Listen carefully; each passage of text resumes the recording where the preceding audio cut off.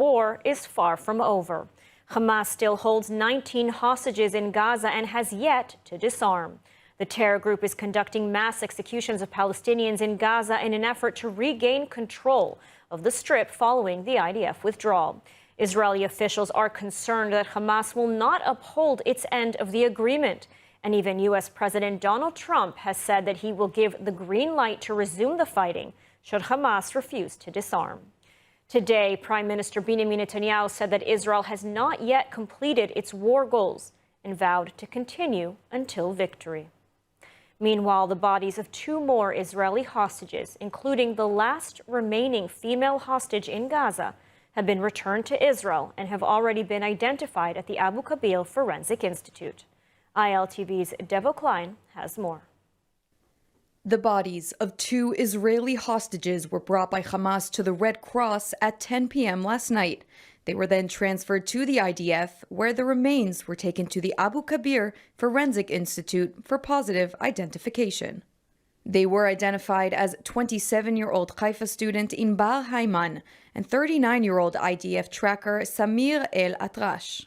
Hayman was abducted and murdered during the Hamas-led October 7th attack at the Nova Music Festival. El Atrash, a tracker in the Gaza Division's Northern Brigade, was killed fighting terrorists near Nahal Oz that same day, and his body was taken into Gaza. The Prime Minister's office expressed, quote, deep sorrow to their families, reaffirming Israel's commitment to bring back all fallen hostages for proper burial.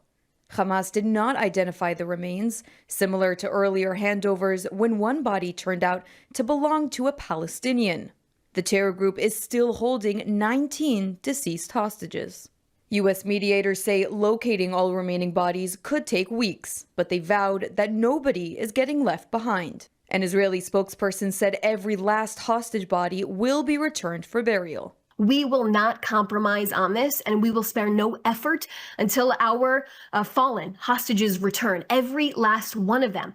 Hamas agreed to release all 48 of our hostages in phase 1 and made the specific confirmation to President Trump, and we are expecting to see the terror organization uphold their side of this agreement. Families of the hostages returned to Israel since the start of the ceasefire have been burying their loved ones. Hundreds lined the streets of Rishon LeZion today to pay their final respects to slain hostage Guy Iluz. A vehicle carrying his coffin led a silent procession with mourners holding Israeli flags.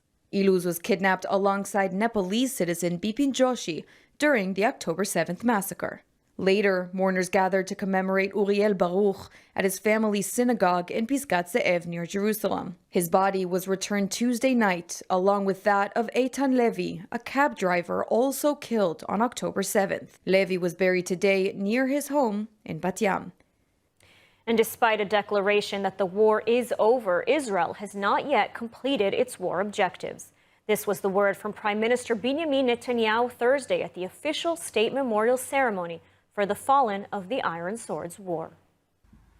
הם פעלו שכם אל שכם להשגת כל מטרות המלחמה. ואנחנו אכן נשיג את כל מטרות המלחמה. נעמדנו על רגלינו כאיש אחד. כל מי שמניף עלינו את ידו כבר יודע שהוא ישלם מחיר כבד מאוד על תוקפנותו. אנחנו נחושים להשלים את הניצחון שישפיע על סדרי חיינו לשנים רבות. The memorial commemorated on the Hebrew date of the October 7th massacre was attended by the Prime Minister, Israeli President Yitzhak Herzog, top defense officials, bereaved families, and other dignitaries. A second memorial held shortly after commemorated the civilian victims of October 7th and the war. The Prime Minister also praised the IDF soldiers and said that Israel stands at the front line of the clash between barbarism and enlightenment, between endless cruelty and humanity. At the civilian memorial, Netanyahu said Israel will never forgive the human beasts who attacked on October 7th, and he reiterated his promise to establish a memorial hall for the victims on Mount Herzl. Meanwhile, U.S. President Donald Trump is warning that Israel could resume Gaza fighting if Hamas violates the ceasefire. In a phone interview, Trump told CNN he would consider allowing Israel to resume military operations in Gaza if Hamas fails to uphold its end of the deal. Trump said Israel will return to war as soon as I say the word. If Israel could go in and knock the crap out of them, they'd do that. Later in the Oval Office, Trump went into detail about Hamas' efforts to find the bodies of the Israeli hostages. He also warned Hamas to disarm or else. It's a gruesome process. I almost hate to talk about it. But they're digging. They're actually digging. There are areas where they're digging and they're finding a lot of bodies. Then they have to separate the bodies. You wouldn't believe this. And some of those bodies have been in there a long time. And some of them are under rubble. They have to remove rubble. But there are graves, and some are in tunnels that died in tunnels that are way down under the earth. And the tunnels are like 3 feet. Can you believe it? 3 feet high. They lived like this for a long period of time. It's a horrible atrocity. At the same time, we, meaning Israel, but I knew everything they were doing pretty much.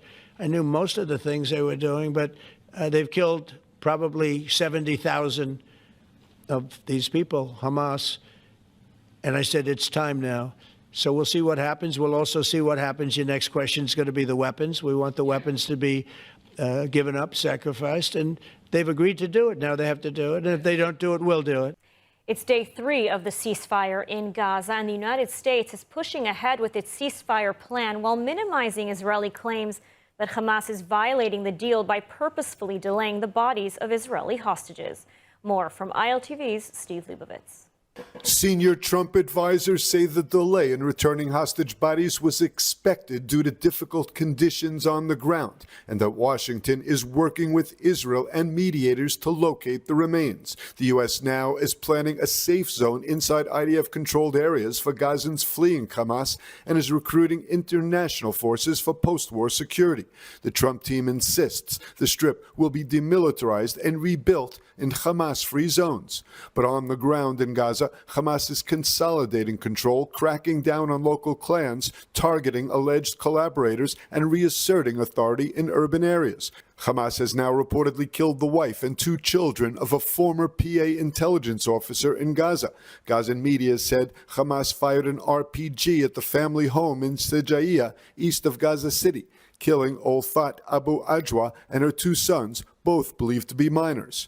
Her husband, unnamed, is suspected of forming armed groups linked to the PA. His fate is unknown. The attack is part of a broader Hamas crackdown with reports of dozens of executions of Palestinians accused of opposing its rule.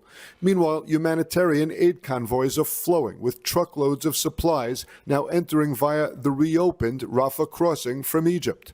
And hundreds of thousands of Gazans are cautiously returning to their homes in northern Gaza amid widespread destruction, limited services, and ongoing security threats. Israeli officials are stressing that the ceasefire is extremely fragile, the return of all hostage bodies, and the full disarmament of Hamas remain unresolved. Officials warn that Israel could resume military operations if Hamas fails to meet its obligations. A senior official in the Prime Minister's office said, "The war is not over. We are still in the first phase." The official insisted that Hamas will be disarmed and stressed that Israel will see the war through until its goals are met. And joining us now with more on the latest developments on day 3 of the ceasefire is Major General Yaakov Amidror from the JINCA-SA Strategic Center in Washington and former head of the National Security Council. Thank you so much for joining us. So Thank you for it. The ceasefire is very fragile. On the one hand, U.S. President Trump has declared the war is over, but on the other, he, along with Israeli officials, are threatening that Israel could resume the fighting if Hamas does not comply, which so far it's not complying. So what's your analysis of this situation? That it is very natural that it will be vague and fragile. It is time of transformation from one situation to another, in which the Americans with the countries in the Middle East try to change the whole situation in the Gaza Strip, to move from dictatorship of Hamas to something different that no one has a clear idea how it would be look like, and unbelievable in a way the West and other countries are helping Hamas to kill civilians by letting Hamas to continue to survive in Gaza and not put the pressure from day one that it will be disarmed. You saw the atrocities that they are using against their own people. You know, after a good PR that succeeded to convince the world, the free world, that Israel is very bad for the Palestinians, they are now openly, loudly, clearly publishing how they are killing civilians in Gaza. It's a crazy world in which what Hamas is doing, it has the approval of the world, and what Israel did to save Israel and the people of Gaza was condemned by the same countries and the same leader, which now we don't hear them saying anything, and you can see the pictures in which they are killing civilians. And so, I really don't understand. I really don't understand the double standard of the world. and I mean, you know, we're seeing these shocking images, Hamas murdering, executing Palestinians in broad daylight. What are Hamas's capabilities today, after 2 years of war? Hamas is not a threat to Israel. No one asked the question, okay, what will be the reaction of Hamas when we eliminated the Sinwar? Because they have very few missiles to launch, they cannot produce weapon systems, they don't have any connection with Egypt as they had in the past. They lost the organization as a military organization, they don't have commanders in bases and command and control system which works and allow them to connect the intelligence and to organize themselves and to prepare attacks on Israel. But they are still the strongest force inside Gaza Strip, if you don't take into account the IDF. And if their enemy are the civilians, the Palestinian civilians in Gaza, they can kill them whenever they want. And this is the threat that Hamas is today in the Gaza Strip. It is a threat to the local Palestinians that Hamas decided whom to kill and whom will survive and to whom to give the food and to whom not to give the food. This is the situation on the ground, and shockingly, the world is giving Hamas these capabilities and allowing it to continue. And so if Israel were to resume the fighting, would it be the same as before? I mean, what might a resumption of fighting look like now that the living hostages are back home? The war, for the Israeli point of view, is much easier, less limitations on our forces. We will have to evacuate the civilians from the areas that we want to resume the war in, because we don't want civilians within the battlefield. Unlike Hamas, we don't want to kill civilians. It's good for the PR of the Hamas. It's bad for us. And the phase one will be probably to evacuate the civilians from the area in which we will plan to resume the war, and then to begin the war with more aggressively, because when the hostages are not there, Israel is much free in its actions within those areas. So as Prime Minister Benjamin Netanyahu said, the war is far from over. Major General Yaakov Amidrol, thank you so much for joining us today and for your unique insights. You're most welcome. And an important announcement. ILTV News and the Jewish Agency for Israel will mark 2 years since the October 7th massacre with the powerful 90-minute broadcast, now moved to Sunday, October 19th. This special event will share survivor testimonies, stories of resilience, and the unity of Jewish communities worldwide. Join us as we honor the victims, support the families, and stand together for Israel's future. Mark your calendars. The new date is October 19th. Scan the QR code now to sign up and be part of this meaningful program happening on Sunday. And after more than 700 days in captivity, the freed hostages are finally back on Israeli soil. Surrounded by family, doctors, and hope, their return followed one of the most emotional weeks Israel has seen since the October 7th attacks. And now the 20 former hostages who were returned on Monday are beginning the long process of rehabilitation. Our correspondent in India, Naftali, shows us where they are now and how they're rebuilding their lives. India? Lidar, it has been 3 days since the return of all 20 living hostages, and their stories are finally beginning to emerge. What they endured in captivity is impossible to imagine, but what they're showing now is strength. Romblaslavsky, 21, spent 2 years in captivity with the Palestinian Islamic Jihad. His mother, Tami, says he was held in several locations, sometimes even near the bodies of other hostages. They pressured him to convert to Islam in exchange for food. He refused. The moment he came home, he put on his tefillin. Evitar David turned to music. One of the first things he did after returning home was pick up his guitar and play a song called Let There Be Light.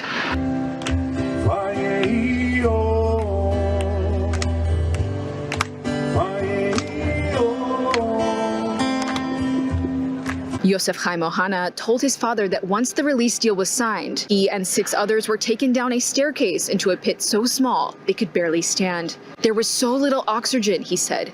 We could have died from that alone. 2 years later, he reunited with his friends who survived the Nova Festival. He didn't know who had lived or who had died, or that there was already an iPhone 17 or something called ChatGPT. And Avinatan Or shared a message online acknowledging everyone who fought for him while he was away. And that message spread quickly across Israel. This week, Israel's chief of staff, Eyal Zamir, also met with the freed captives and their families, telling them in Hebrew, "You were in my sight the entire way, and your safety was a central consideration." At Sheba Medical Center, 10 of the hostages are under close care.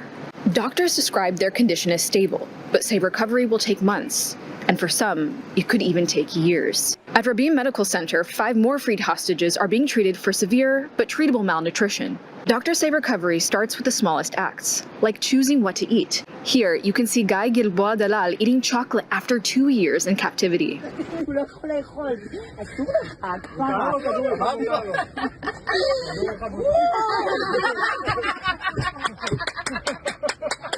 Those people that over 700 days couldn't choose what to eat and weren't able to eat all those things are standing for the first time in front of a table full of good food, and they can choose from it many things and decide what they want to eat.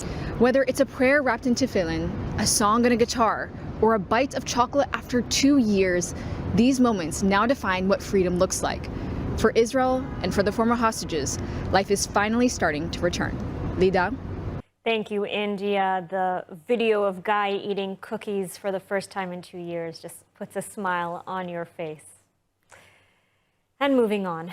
Last week, just before the hostage exchange took effect, United Hatzalah was holding a massive event of music, comedy, and fun. United Hatzalah's medics, employees, and volunteers joined Ambassador Mike Huckabee, former Ambassador David Friedman, and more for an unforgettable night. Let's take a look. The stage at United Hatzalah's United for Life event was filled with music and unity as the crowd came together for a truly special night. Hosted by comedian Ilan Gold and headlined by prominent singer Avraham Fried, the crowd were on their feet all night long. The crowd consisted of volunteers, staff, donors, and anyone from the United Hatzalah family looking for a bit of music and fun. But this night was special for another reason. Tonight is a very exciting night. Tonight is a night before the hostages are coming back, and we have 3,000 people here in Jerusalem, together with the ambassadors, Mike Huckabee and David Friedman. And we're going to do a special performance of them on stage. They're going to be performing together with Avraham Fried, the most famous Jewish religious Orthodox singer in the world, and with Ilan Gold. It's going to be incredible. A song about Jerusalem. This is a beautiful evening for Am Yisrael, the United Hatzalah. I'm really excited to be here tonight. The event was also attended by key figures playing a crucial role in Israel's diplomatic landscape.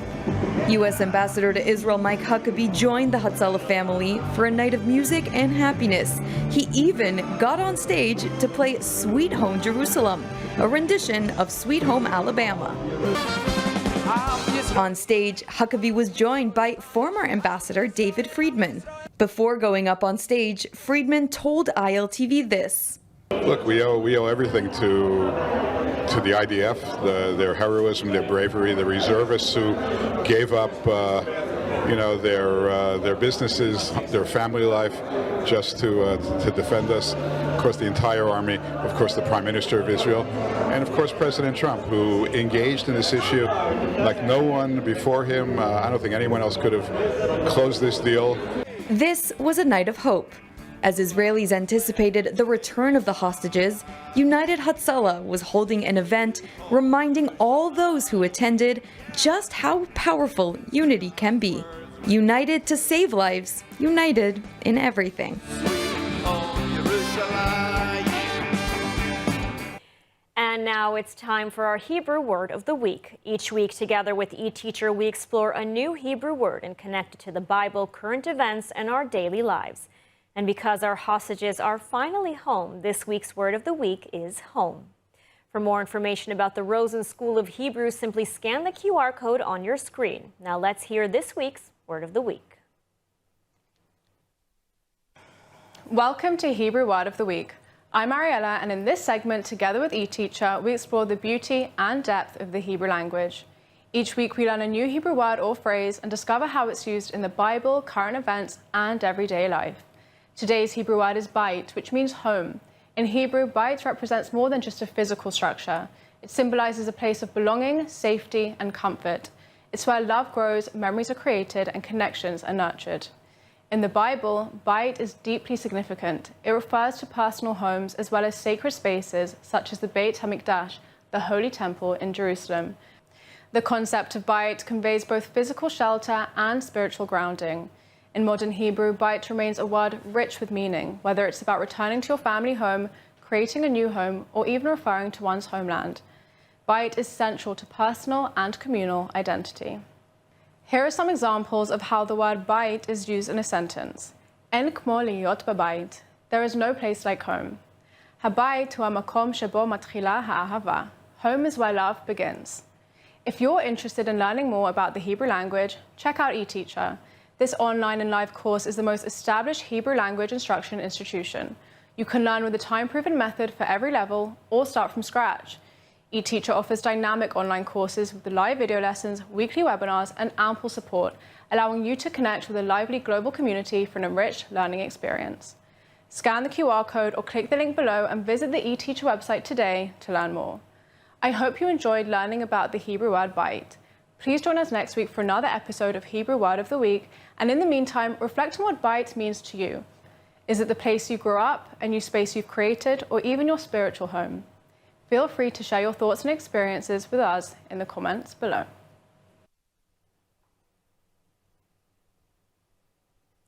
And now The ink may have dried on the peace deal, but the war is far from over. Hamas still holds 19 hostages in Gaza and has yet to disarm.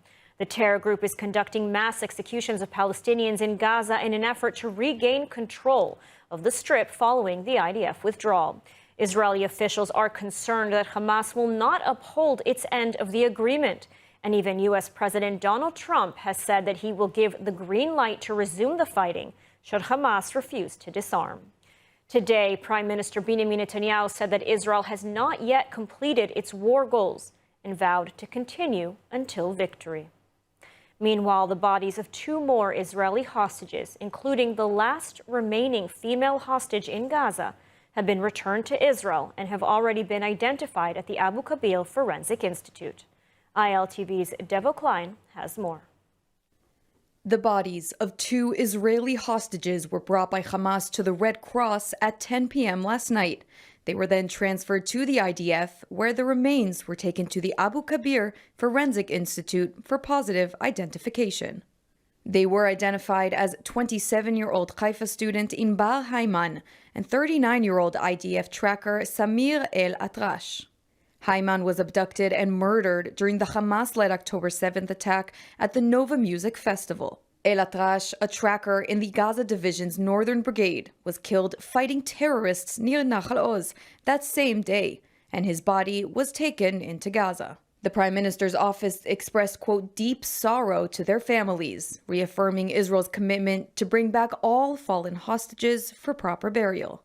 Hamas did not identify the remains, similar to earlier handovers when one body turned out to belong to a Palestinian. The terror group is still holding 19 deceased hostages. U.S. mediators say locating all remaining bodies could take weeks, but they vowed that nobody is getting left behind. An Israeli spokesperson said every last hostage body will be returned for burial. We will not compromise on this, and we will spare no effort until our fallen hostages return, every last one of them. Hamas agreed to release all 48 of our hostages in phase 1 and made the specific confirmation to President Trump, and we are expecting to see the terror organization uphold their side of this agreement. Families of the hostages returned to Israel since the start of the ceasefire have been burying their loved ones. Hundreds lined the streets of Rishon LeZion today to pay their final respects to slain hostage Guy Iluz. A vehicle carrying his coffin led a silent procession with mourners holding